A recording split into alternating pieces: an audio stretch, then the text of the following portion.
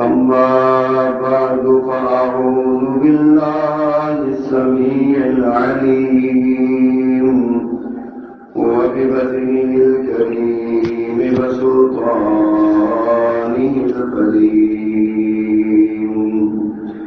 من الشيطان الرجيم من همزه ونفخه ونفسه بسم الله الرحمن الرحيم واضرب لهم مثل الحياة الدنيا كماء أنزلناه من السماء فاختلط به نبات الأرض فأصبح هشيما تذروه الرياح وكان الله على كل شيء مقتدرا المال والبنون زينة الحياة الدنيا والباقيات الصالحات خير عند ربك ثوابا وخير أملا صدق اللہ العظیم. حمد و ثنا اور تعریف و تسبیح کے سارے کلمات اللہ جل جلالہ کے لیے خاص ہیں، جو اکیلا ہی اس ساری کائنات کا بلا شرکت غیر یکتا و تنہا مالک و مختار ہے. اور درود و سلام امام الرسل خطیب الانبیاء سید بلد آدم رسول محتشم نبی معظم امام الخدا رسول خدا جناب محمد رسول اللہ صلی اللہ علیہ وآلہ وصحبہ وسلم کی ذات والا صفات کے لیے مختصر کلمات حمد و ثنا کے بعد آپ یقیناً ہر جمعے کو سورۃ الکہف کی تلاوت کرتے ہوں گے. سورۃ الکہف میں اللہ سبحانہ و تعالیٰ نے بہت سے واقعات بیان کیے ہیں، بہت سے مضامین ہیں اس کے اندر اور بہت سے پیغامات ہیں. اس سورت کے اندر ایک مالدار مشرک اور ایک غریب مگر ایماندار کا قصہ بھی بیان کیا گیا ہے. مالدار مشرک اور غریب مفسرین نے لکھا یہ دونوں بھائی تھے، بعد نے کہا یہ دونوں دوست تھے. ایک اللہ تعالیٰ نے دولت سے نوازا تھا اور دوسرا بندہ غریب تھا لیکن مومن ایمان کی صفت سے متصف تھا.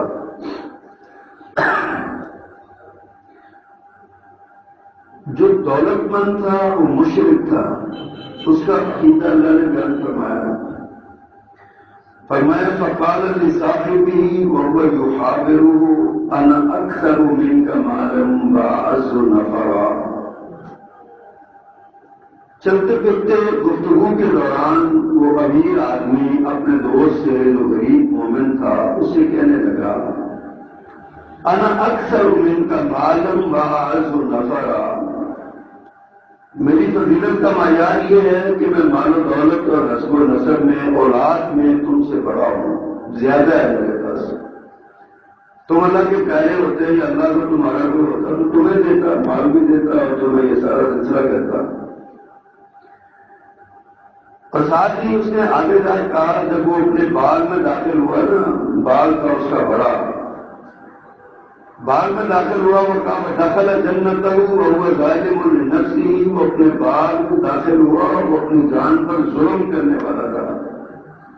ظالم کا یعنی عقیدے کے اعتبار سے تو بھرے بھرے لہلہاتے پاک کو دیکھا اور بڑے فخر اور غرور اور تکبر سے کہا قال ما اظن ان تبید هذه ابدا، کہنے لگا میں نہیں خیال کرتا کہ یہ کبھی ضائع ہوگا، یہ برباد ہوگا، یہ ختم ہوگا.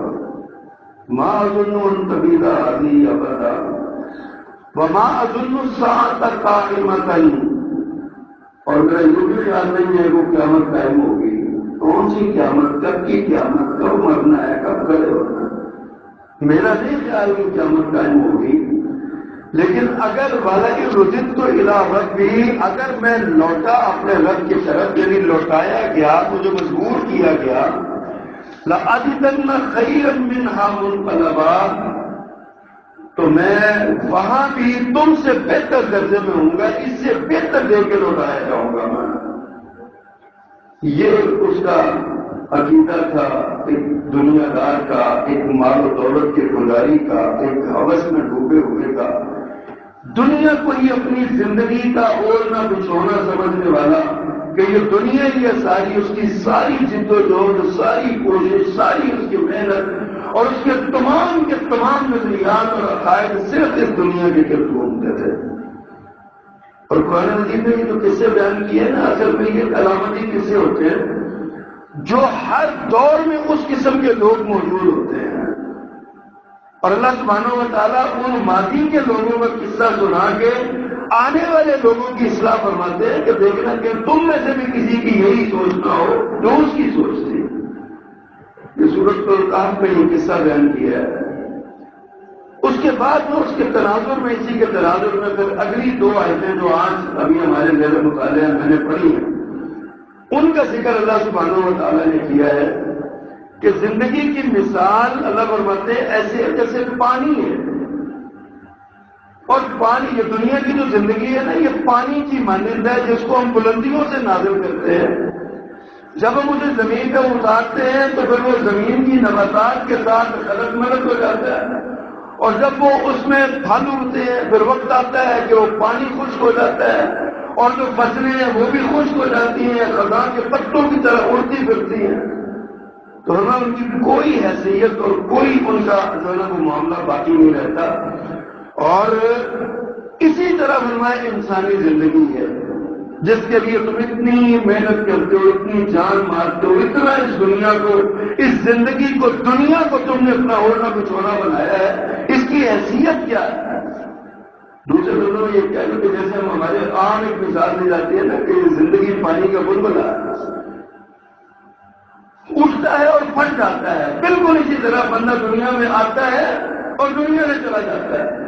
جس دن دنیا میں انسان زندگی کا سب سے پہلا سانس لیتا ہے نا، اس دن سے اس کے سانسوں کی کاؤنٹ ڈاؤن شروع ہو جاتی ہے اور اس کی زندگی اختتام کی طرف بڑھنے لگتی ہے. اب کس کو کتنی زندگی دی ہے اللہ کو پتہ ہے. کتنے سانس اس نے لینے ہیں، کتنے قدم اس نے چلنے ہیں، کتنے لقمے اس نے منہ میں ڈالنے ہیں، اور کتنے کام اس نے کرنے ہیں، کتنے سال جینا ہے، کتنے مہینے جینا ہے، کتنے دن جینا ہے، کتنی صدیاں جینا ہے، یہ اللہ کو پتہ ہے. اللہ نے کسی کو نہیں بتایا، کسی کو بھی نہیں بتایا اللہ نے. یہ اللہ سبحانہ و تعالیٰ کی حکمت ہے. اگر یہ پتہ ہوتا تو ویسے تو یہ حکمت ہی اللہ کی ہے نا، کیوں نہیں اس نے بتایا، اللہ ہی جانتا ہے. لیکن عام ہم اپنی سوچ کے مطابق دیکھیں تو ہمیں یہ علم ہوتا ہے کہ اگر پتہ چل جائے کسی کو کہ میں نے فلاں دن مرنا ہے تو اس کی نصیب بڑی ڈھیلی ہو جائے گی. اس کو پتہ ہے نا میں نے فلاں سال میں مرنا ہے، اس سے پہلے وہ کہہ کر میں تو نہیں چاہتا کرتا ہوں، میں نے کون سا مرنا ہے. اور جس دن وہ اس کے مرنے کا سال چلے گا اس دن وہ وقت سے پہلے ہی مر جائے گا کہ اب میں نے مر جانا، اب میں نے مر جانا، اب میں نے مر جانا. یہ سوچ سوچ کے ہی وہ مر جائے گا. اللہ نے کسی کو بتایا ہی نہیں ہے تاکہ کوئی بندہ باغی تاغی سرکش نہ ہوتا ہے. کوئی بندہ ہر وقت فرمایا یا ایھا الذین آمنوا اتقوا اللہ حق تقاتہ ولا تموتن الا وانتم مسلمون.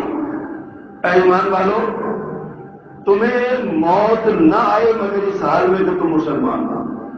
اب موت کا تو پتہ ہی نہیں کب آنی ہے. اس کا مطلب یہ ہے کہ اللہ نے پیغام دیا کہ تم ہمہ وقت مسلمان رہو، اپنے دن میں بھی، رات میں بھی، اپنے اجالے میں بھی، اندھیرے میں بھی، اپنی زندگی کی جوانی میں بھی، بڑھاپے میں بھی، بچپن میں بھی، کہولت میں بھی تم اللہ کی ذات کے ساتھ جڑے رہو. اللہ کے ساتھ تمہارا ایمان پختہ رہنا چاہیے اور تمہیں اس بات کا ادراک ہونا چاہیے کہ میں نے مر جانا ہے اور میرے مرنے کے بعد ایک نئی زندگی کا آغاز ہونے والا ہے جس میں مجھے اپنے اعمال کا حساب دینا ہے اور اس حساب کی بنیاد پر آئندہ زندگی کے لیے میرے لیے جگہ کا تعین کیا جائے گا کہ میں نے نعمتوں اور راحتوں کی جگہ پہ رہنا ہے یا میں نے عذابوں کی جگہ پہ رہنا ہے. کہ مسلمانوں کو یہ سبق دیا گیا ہے۔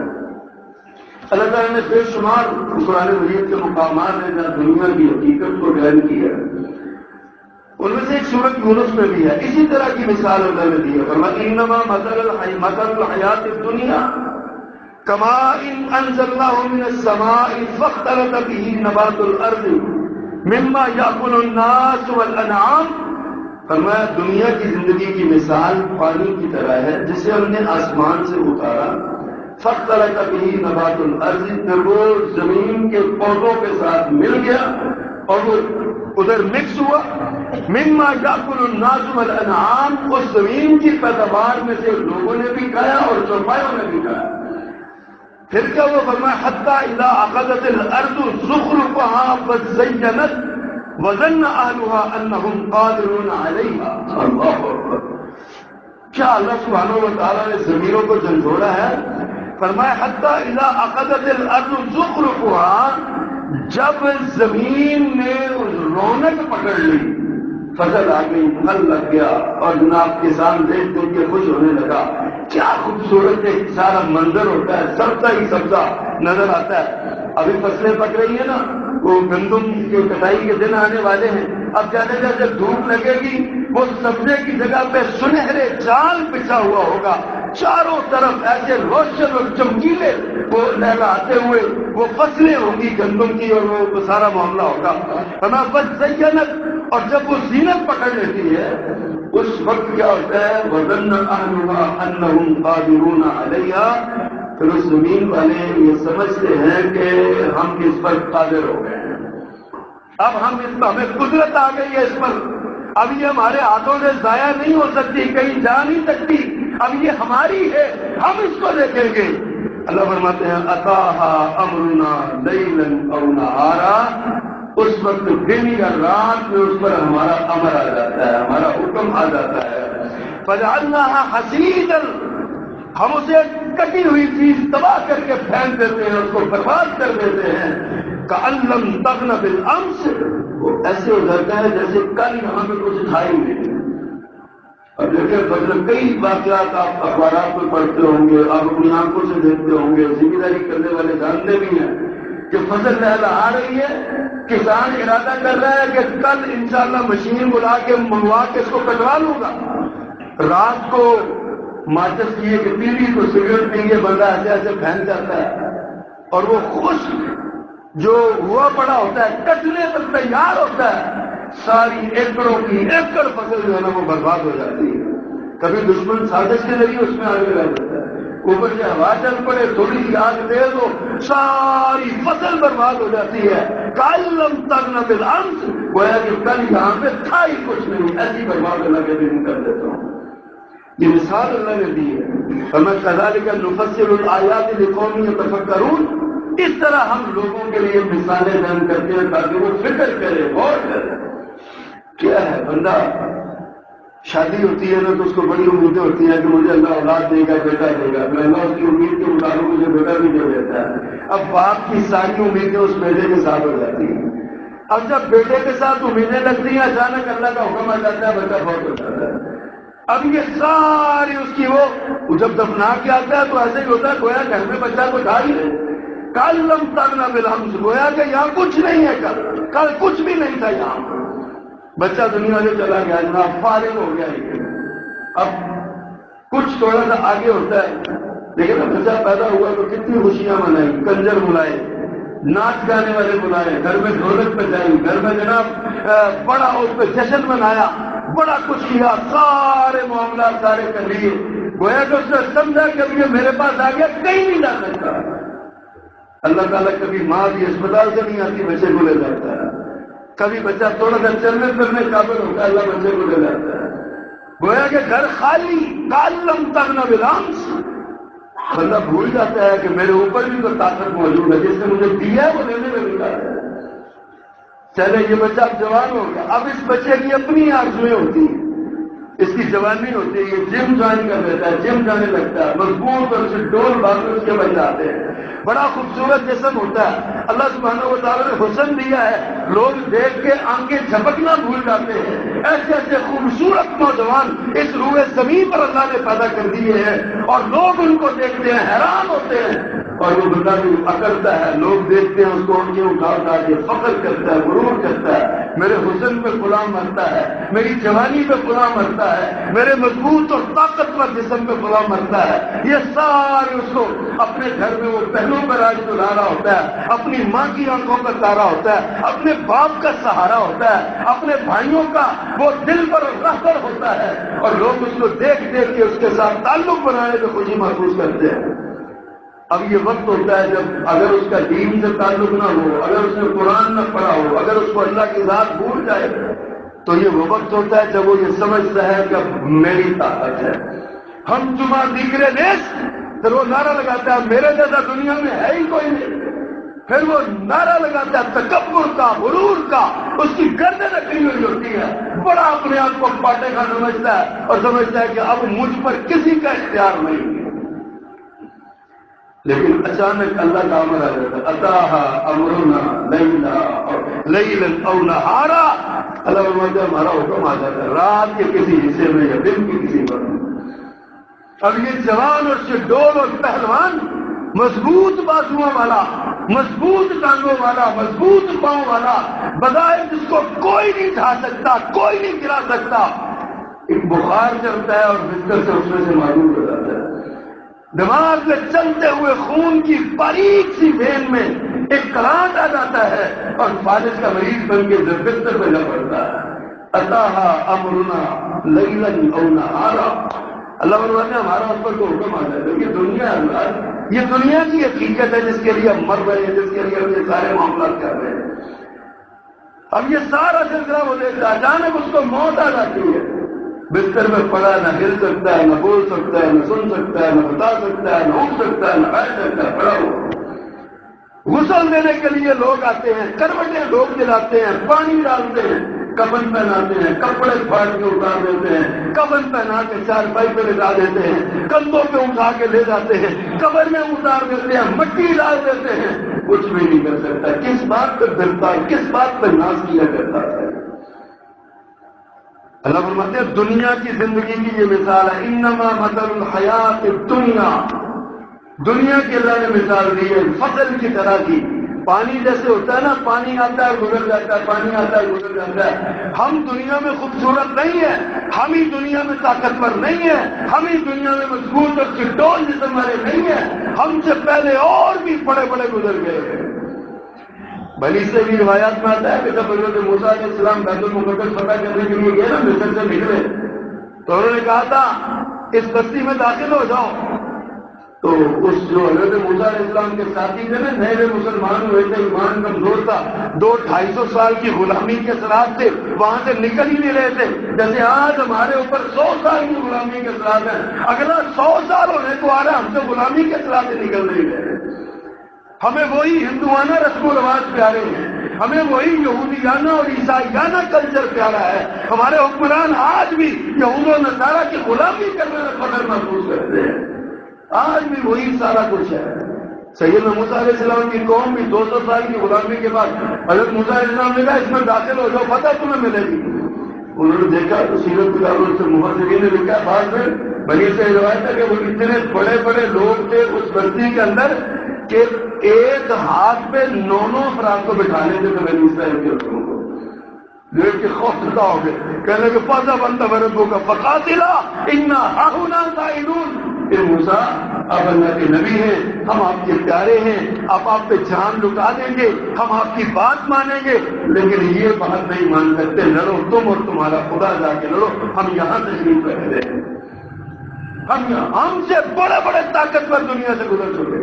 پڑھیے کبھی قوم عاد کی تاریخ کو، قوم سمود کی تاریخ کو، جنہوں نے پہاڑوں کو کاٹ کاٹ کے اپنے محلات بنائے تھے، پڑھ کے تو دیکھیے ان کی تاریخ کو۔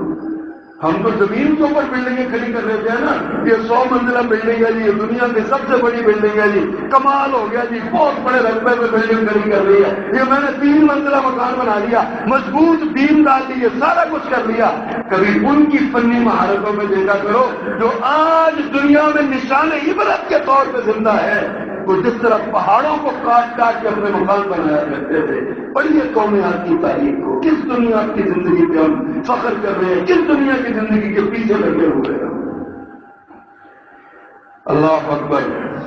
اللہ سبحانہ و تعالیٰ نے دنیا کی حقیقت ایک اور جگہ پہ الحدید سورۃ الحدید میں بیان کرتے ہوئے فرمایا اعلموا انما الحیات الدنیا لعب و لہو، لوگوں جان لو دنیا کی زندگی کھیل اور تماشا ہے، کھیل اور تماشا ہے،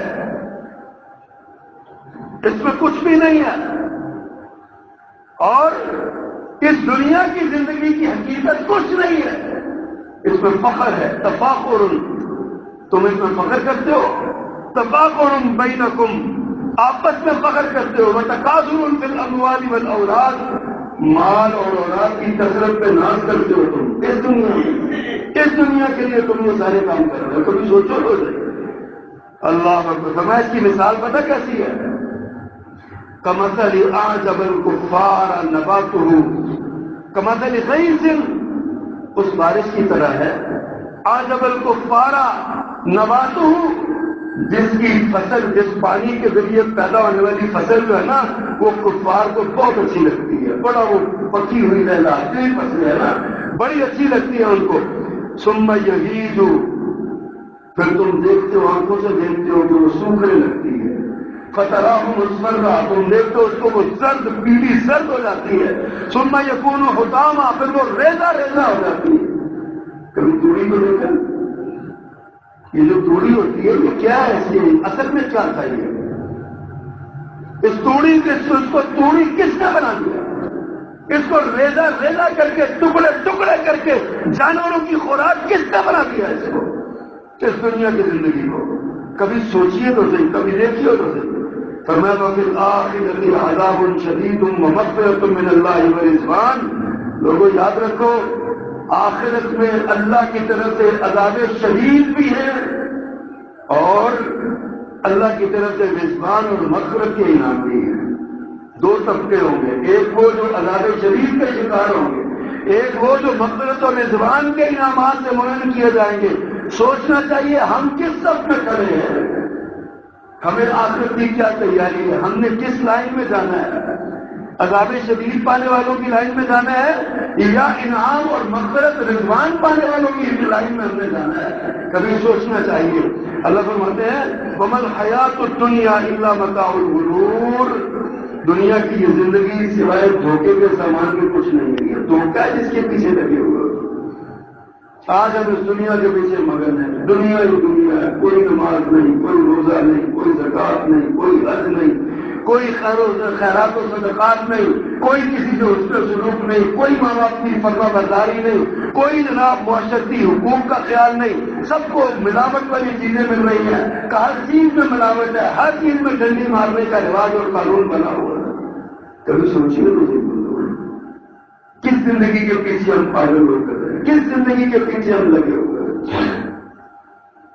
اللہ فرماتے ہیں وَمَا الْحَيَاةُ الدُّنْيَا إِلَّا مَتَاعُ الْغُرُورِ، دنیا کی یہ زندگی دھوکے کا سامان ہے۔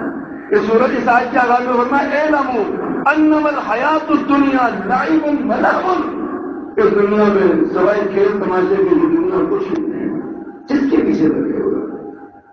اور پھر دنیا میں انسان کو 6 چیزیں بہت مرغوب ہیں، 6 چیزیں۔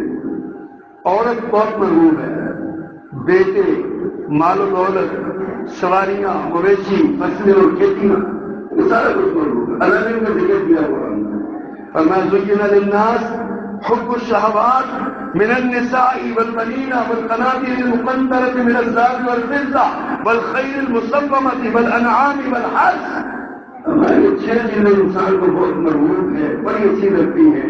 انسان کی خواہش ہوتی ہے کہ میرے پاس یہ سارا کچھ ہو، مرد یہ چاہتا ہے کہ میرے پاس بیوی ہو، میرے بیٹے ہو، پھر میرے پاس اچھی سواری ہو، میرے پاس مال و دولت ہو، بینک بیلنس ہو، میرے پاس سارا کچھ میرے پاس ہو، اللہ نے یہ سارا کچھ بیان کر کے نا فرمایا ذالک متاع الحیات الدنیا، یہ دنیا کی متاع ہے، دنیا کے فائدے کی چیز ہے، دنیا کی زندگی اس سے فائدہ اٹھانا چاہیے، لیکن لوگوں یاد رکھو واللہ عنہ حسن المآب، اصل ٹھکانہ اللہ کے پاس، اچھا ٹھکانہ اللہ کے پاس۔ دنیا میں تم کتنی بھی آرام دہ زندگی بنا لو، کتنی بھی آسائشات سے بڑھ کے تعیشات والی زندگی بنا لو، تمہیں 1-2 کمروں کے مکان کی ضرورت ہے، تم 10 کمروں کا مکان بنا لو، تمہیں یہ 10 کمروں کا مکان بھی تمہارے دل کو سکون نہیں دے سکتا۔ ہم نے دیکھا بڑے بڑے مکانات، بلڈنگیں، کوٹھیاں بنی ہوئی ہیں، اور گھر کے مالک پتہ کہ کیسے ہیں، دل نہیں لگتا، کھان نہیں بننا ہے، اتنا بڑا گھر ہے یہاں پہ جی نہیں لگتا، یہاں پہ بھائی بنایا کیوں اتنا بڑا گھر ہے کہ جی نہیں لگتا؟ اسی لیے رسول اللہ صلی اللہ علیہ وسلم جس کی جتنی ضرورت ہے اتنی ہی چیز بناؤ، ضرورت کیا کبھی اسلام نے نہیں روکا، لیکن اسراف اور تبذیر سے اسلام نے روکا ہے، فضول خرچی سے روکا ہے۔ جس چیز کی ضرورت تھی لوگوں کو بتانے کے لیے، دکھانے کے لیے تم بڑی بڑی بلڈنگیں بنا رہے ہو، 3 منزلہ مکان بنا لیا، بچے 2 منزل، کس کے لیے بنایا جناب؟ یہ سارا دنیا سے چلے جائیں گے، یہ اتنا بڑا مکان کس لیے بنایا؟ کیا دنیا میں ہمیشہ رہ جانا؟ کیا دنیا میں یہیں پہ بیٹھے رہنا؟ یہی وہ بات ہے جس کا بندہ سمجھتا ہے کہ میں نے اب واپس جانا ہی نہیں ہے، اور میرا جناب وہ سلسلہ وَظَنَّ أَهْلُهَا أَنَّهُمْ قَادِرُونَ عَلَيْهَا، وہاں کے رہنے والے سمجھتے ہیں کہ ہم اس پر قدرت پا گئے، اب ہم اسے نہیں نکلتے۔ اچانک اللہ کا حکم آ جاتا ہے، نہیں نکلتے، تم کیوں نہیں نکلتے؟ تمہیں اللہ فرماتا ہے میں نکال کے دکھاتا ہوں، تیرے اپنے تجھے کندھوں پہ اٹھا کے چھوڑ دیا ہے تو پھر کیا کرنا؟ آج مر جائے بندہ روتے ہیں، برا سار رو کے اثر کر لیتے ہیں، لیکن 10 منٹ ہونے کے بعد کہتے ہیں یہ جنازہ کتنے بجے پڑھنا ہے، اس میت کو کتنے بجے یہاں سے نکالنا ہے، اس میت کو کب اٹھانا ہے؟ آپ کا کروڑوں روپیہ، لاکھوں روپیہ، اربوں روپیہ آپ کا بینکوں میں پڑا، گھروں کی تجوریوں میں پڑا، آپ کے کاروبار میں پڑا ہے، سب کچھ یہی رہ جانا ہے، لوگوں نے کندھوں پہ اٹھا کے خالی ہاتھوں میں مٹی میں سموانا ہے۔ یہ دنیا کی زندگی ہے، یہ دنیا، یہاں تو محمد رسول اللہ نہیں ہے صلی اللہ علیہ وسلم، میری اور آپ کی کیا اوقات ہے؟ اگر اس دنیا کا نظام رکنا ہوتا نا تو پیارے پیغمبر کے بعد دنیا کا نظام نہ چلتا، لیکن اللہ کے رسول صلی اللہ علیہ وسلم کے دنیا سے رخصت ہو جانے کے بعد بھی دنیا کا نظام چلتا رہا ہے۔ کیوں؟ اس لیے کہ دنیا کا جو نظام چلا رہا ہے وہ حی قیوم ہے، نہ اس کو موت آنی ہے، نہ اس کو کبھی آئی ہے نہ آنی ہے، وہ زندہ ہے، ہمیشہ کے لیے زندہ ہے، وہ زندہ ہی نہیں ہے بلکہ زندگی دینے والا ہے، وہ زندگی دینے والا بھی وہی ہے، زندگی دینے والا بھی وہی، وہی کرتا ہے سارا کچھ، جس نے یہ نظام چلانا ہے وہ زندہ ہے۔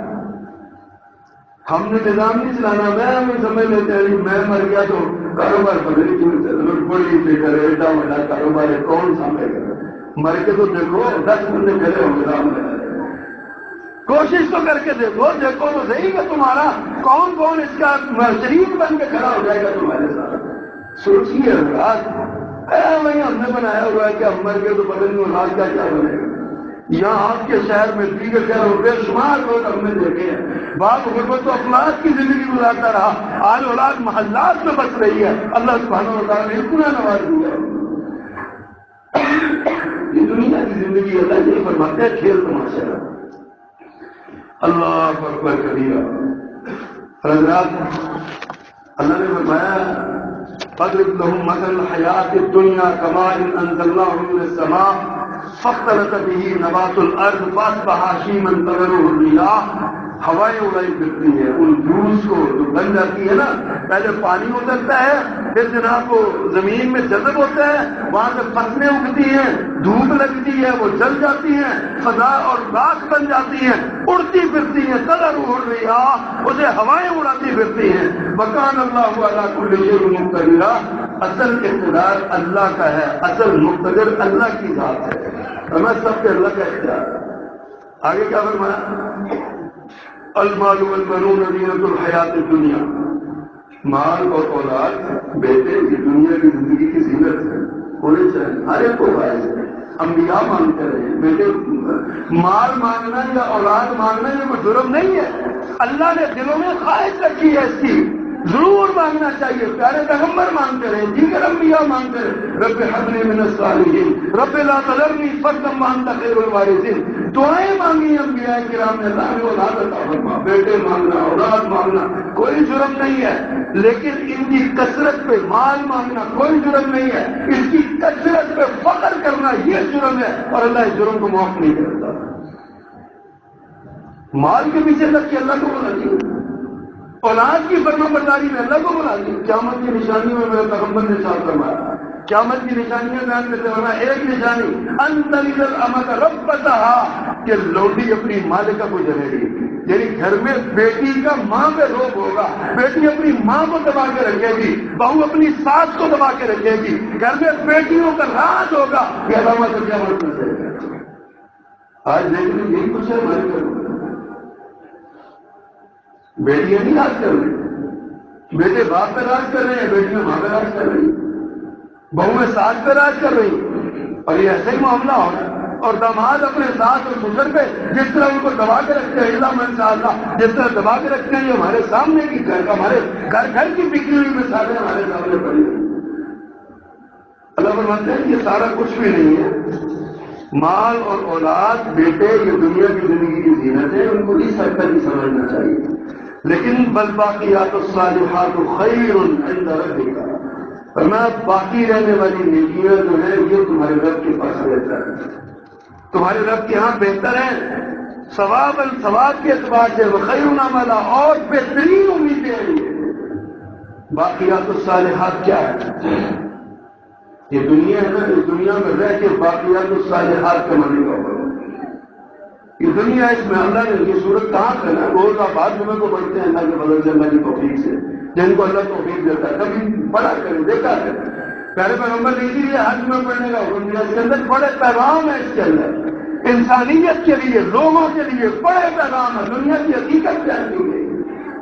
اس کے اندر وہ صحابہ کرام کا قصہ ہے، غار والے جو وفادار تھے ان کی وفاداریوں کا قصہ ہے، اس میں ذوالقرنین کا قصہ ہے، اس میں روح کی بات ہے کہ روح کیا ہے، یہ سوالات ہیں جو مکہ والوں نے کیے تھے رسول اللہ صلی اللہ علیہ وسلم نے، اور یہ کس صورت میں ان کے جوابات دیے گئے ہیں، پڑھ کے تو نہیں۔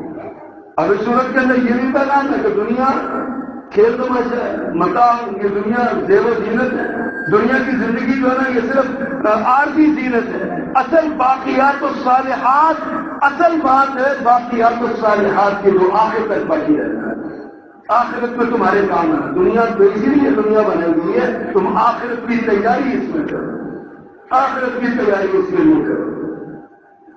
نبی کریم صلی اللہ علیہ وسلم سفر معراج کر گئے تو سیدنا ابراہیم علیہ السلام سے ملاقات، حضرت جبریل ساتھ تھے، ابراہیم علیہ السلام نے پوچھا کہ کون ہے آپ کے ساتھ، انہوں نے بتایا کہ یہ محمد مصطفیٰ صلی اللہ علیہ وسلم آپ کے بیٹے ہیں۔ حضرت ابراہیم نے خوش آمدید کہا، نیک بیٹے کے لیے، صالح نبی کے لیے خوش آمدید ہے، میرا دل کھلا ہے، آپ تشریف لائیے، ہنس کے ملاقات ہوئی، جو باتیں ہوئی تھی ہوئی، چلتے چلتے جناب ابراہیم علیہ السلام نے ایک پیغام دیا پیارے پیغمبر صلی اللہ علیہ وسلم۔ اللہ اکبر، پہلا پیغام تو یہ دیا کہ میری اپنی امت کو میری طرف سے سلام کہنا۔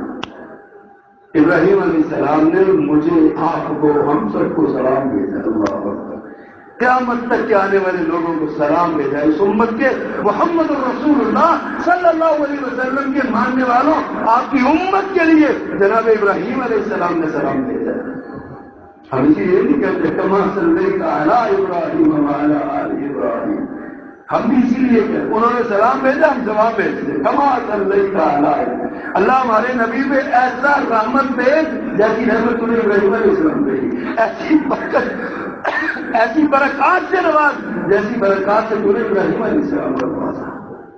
ہم دعائیں مانگتے ہیں، فرمایا سلام بھیج، میری اپنی امت کو میرا سلام کہنا، اور دوسری بات کیا فرمائی، فرمایا اپنی امت سے کہنا یہ جو جنت ہے نا یہ بڑی زرخیز زمین ہے لیکن ہے چٹیل، سفید میدان ہے کھلا، محل اور درخت آپ نے دنیا سے لگا کے آنے ہیں، ان کو پیغام دینا کہ جنت بہت وسیع ہے، بہت کھلی ہے، زرخیز زمین ہے، لیکن اس کے اندر درخت آپ نے لگانے ہیں، اگر پوچھا درخت کیا ہے، صحابہ کرام نے پہلے پیغمبر سے پوچھا، فرمایا سبحان اللہ والحمد للہ ولا الہ الا اللہ واللہ اکبر ولا حول ولا قوۃ الا باللہ العلی العظیم۔ فرمایا یہ کلمات ہیں، سبحان اللہ والحمد للہ ولا الہ الا اللہ واللہ اکبر۔ فرمایا یہ کلمات ہیں، ایک بار سبحان اللہ کہنے سے ایک درخت جنت میں لگتا ہے، ایک بار الحمدللہ کہنے سے۔ یہ باقیات الصالحات ہیں۔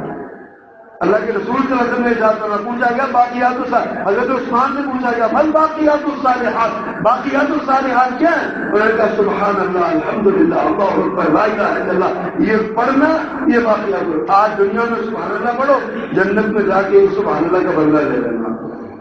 دنیا میں الحمدللہ پڑھو، جنت میں جا کے وہاں لگا ہوا درخت دیکھ لینا۔ دنیا میں اللہ اکبر پڑھو، لا الہ الا اللہ پڑھو، جنت میں اس کا بدلہ تمہیں ملے گا۔ بل باقیات الصالحات، یہ باقیات الصالحات ہے۔ اللہ اکبر۔ اور باقیات الصالحات کیا ہے؟ صالح اولاد باقیات الصالحات ہے۔ اپنی اولاد کو نیک بناؤ، اپنی اولاد کو نیک بناؤ۔ میں اکثر یہ بات کہا کرتا ہوں، کبھی درس کا کبھی تقریر کا موقع ملے نا اس طرح کے موضوع پہ، تو میں اپنے سامعین سے درخواست کیا کرتا ہوں کہ اپنے جنازوں کے امام یا جنازوں کی پہلی صف کے مقتدی کم از کم ایسے بناؤ جو آپ کے ساتھ مخلص ہو۔ اس میں دو پیغام ہوتے ہیں، تو آپ کے دوست ایسے ہونے چاہیے جن کا اللہ کے ساتھ خاص قسم کا تعلق ہو۔ آپ فوت ہو جائے تو مصلی پہ کھڑا ہو کے وہ آپ کے لیے بخشش کی دعا مانگے، رب کے دعا میں معاف کر دی۔ اور دوسرا، آپ کی اولاد ایسی ہو، کم از کم آپ کی اولاد آپ کا جنازہ پڑھا سکے، نہیں تو پیچھے کھڑے ہو کے مخلصانہ دعائیں تو کر سکے، یا یہ بھی نہیں تو قبر میں جا کر رب الرحمٰن تمہارا بیان سبیرہ پڑھ سکے۔ صالح اولاد، پیارے پیغمبر صلی اللہ علیہ وسلم نے ارشاد فرمایا ان اللہ عز وجل یرفع درجۃ العبد الصالح فی الجنہ، اللہ جنت میں ایک نیک بندے کا درجہ بلند کرتے ہیں۔ وہ ایک درجے میں ہوگا اللہ جن میں ترقی ہوگی آگے جنازہ، وہ کہے گا فیقول گھر بھی اللہ نہیں حاضر، یا اللہ کیوں؟ میں تو میرے تو اعمال کا سلسلہ منقطع ہو گیا، میں فوت ہو کے دنیا سے آ کے یہاں آ گیا، میرا جنت میں درجہ کیوں بلند ہوا؟ فیقول باستغفار بلدک لک، اللہ فرمائے گا یہ درجہ اس لیے بلند ہوا کہ تیرے پتر نے تیرے لیے بخشش کی دعا مانگی، تیرے بیٹے نے تیرے لیے بخشش کی استغفار کیا تھا تیرے لیے۔ بیٹو اپنے باپوں سے وفاداری کرو، اپنی ماؤں سے وفاداری کرو۔ آپ کی نیکیاں آپ کے ماں باپ کے کھاتے میں رہتی ہیں، اپنے ماں باپ کے کھاتے میں ان کی نیکیوں میں اضافہ کرو، اضافے کا باعث بنو۔ اور اگر وہ دنیا سے جا چکے ہیں تو ان کے لیے کثرت استغفار کیا کرو تاکہ وہ ان کے درجات بلند ہوتے جائیں جنت میں۔ اور ماں باپ کو بھی چاہیے کہ اپنی اولاد کو اس قابل تو کر دیں کہ وہ آپ کے لیے صدقہ جاریہ بن سکے، وہ آپ کے لیے بعد میں دعائیں مانگ سکے، آپ کے لیے باقیات الصالحات کا کردار ادا کر سکے۔ یہ اولاد کرے گی اگر آپ اس کی تربیت کریں گے۔ نیک بیٹیاں، بیٹے ہی نہیں، نیک بیٹیاں بھی صدر من النار ہیں، باقیات الصالحات ہیں۔ بعض محدثین نے باقیات بیٹیوں کو باقیات الصالحات قرار دی۔ حدیث میں آتا ہے سیدہ عائشہ رضی اللہ عنہ فرماتی ہیں قرۃ میرے پاس علیہ کا کھانے کو پوچھا ہے، میں نے کہا ہے تو جگہ دی 3 کھجوریں کہتے ہیں، میں نے اس کو دی، اس نے ایک کھجور ایک بیٹی کو دی، دوسری کھجور دوسری بیٹی کو دی، قریب تھا کہ تیسری کھجور اپنے منہ میں ڈال کے اصول بھی یہی بنتا ہے نا، تینوں کو ایک مل جاتے ہیں۔ لیکن اچانک اس نے دیکھا کہ بیٹیوں نے اپنی کھجوریں فٹافٹ ختم کر کے نا بھوکی تھی کئی دنوں کی، تو ماں کی طرف دیکھنا شروع کر دیا۔ ماں تو ماں ہوتی ہے نا۔ اللہ سب کی ماں کو سلامت رکھے، اللہ سب کی ماں کو سلامت رکھے۔ ماں ہوتی ہے نا، اس ماں نے کھجور کا ٹکڑا کیا، آدھا اس بچی کو دے دیا، آدھا اس بچی کو دے دیا۔ سیدہ عائشہ کہتی ہے میرا دل بھرا ہے، رسول اللہ صلی اللہ علیہ وسلم آئے، میں نے ان کو بیان کیا تھا کہ پیغمبر اس طرح کر کے ہوں گا۔ اللہ میں نے بیان کیا، میں نے کہا اس طرح کر کے ایک عورت آئی اور اس نے یہ بات کہی ہے، مجھے اس طرح کیا۔ پیارے پیغمبر صلی اللہ علیہ وسلم کی زبان سے موتی چہرے، آپ نے لؤلؤ العلا بکھیرے، آپ نے ارشاد فرمایا ان اللہ عز وجل قد اوجب لها الجنہ وآتقها بها من النار، اللہ نے اس عورت کو اس عمل کی وجہ سے جنت واجب کر دی، جہنم سے حرام کر دیا۔ بیٹیاں ستر من النار، پردہ ہیں بیٹیاں جہنم سے، اوٹ ہے حدیث میں آتا ہے ایک بندے کو اللہ کہیں گے اس کو جہنم میں لے جاؤ، فیصلہ ہو جائے گا جہنم میں لے جاؤ، وہ جہنم میں لے جانے لگے گے تو اس کی چھوٹی چھوٹی بیٹیوں سے قدموں سے لپٹ کے چیخنے لگ جائیں گے، اللہ ہمارا باپ، یا اللہ یہ ہمارا باپ ہے، اس نے ہماری تربیت کی، اس نے ہم نے محنت کی، ہم اس کو نہیں جنت میں جائیں گے۔ سبحان اللہ، میرے آقا نے ارشاد فرمایا اللہ اکبر، رحم اللہ بہنہ، اللہ کی بیٹیوں کی وجہ سے اس پہ رحمت کرے گا اور اسے جنت میں لے جائے گا۔ بیٹیاں رحمت ہے، بیٹیاں یہ جو ہے نا وہ باقیات الصالحات ہے، بیٹیوں کی قدر کیا کریں، بیٹیوں کو سمجھایا سنبھالا کریں، بیٹیوں سے پیار کیا کریں، یہ جہنم سے اوٹ بن جائیں گی، جہنم میں نہیں جانے دیں گی، ہٹ جائیں گی اللہ کے سامنے۔ اللہ انہوں نے ہماری تربیت کی ہے۔ اللہ اکبر کبیرہ۔ پھر صدقہ جاریہ باقیات الصالحات ہے۔ پیارے پیغمبر فرمایا مسجد نہ بناؤ او بیت لابن السبیل بناؤ او نہر اجراہو، کوئی بندہ مسجد بنا دیتا ہے، کوئی بندہ مسافر خانہ بنا دیتا ہے، کوئی بندہ نہر جاری کر دیتا ہے، او صدقۃ اخرجھا من مالہ، اور جب صدقہ اپنے مال میں سے نکالتا ہے، فی صحتہ و حیاتہ، اور میں اپنی صحت اور زندگی کی حالت میں جو صدقہ نکالتا ہے، تلحقہ من بعد موتہ، یہ نیکیاں اس کی موت کے بعد اس کو جا ملیں گی، یہ نیکیاں اس کے بعد بھی۔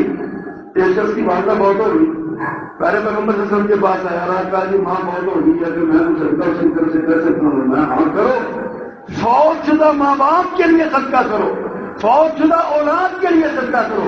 حضرت سعد بن عبادہ رضی اللہ تعالیٰ عنہ کی والدہ فوت ہوئی، آئے اللہ کے رسول کے پاس، اللہ کے پیغمبر میری ماں کو اچانک موت آ گئی، میں سمجھتا ہوں اگر وہ زندہ رہتی نا ان کو بولنے کا موقع ملتا تو وہ کچھ صدقہ کرنے کا کہتے ہیں، تو میں ان کی طرف سے صدقہ کروں؟ فرمایا ہاں ضرور کرو۔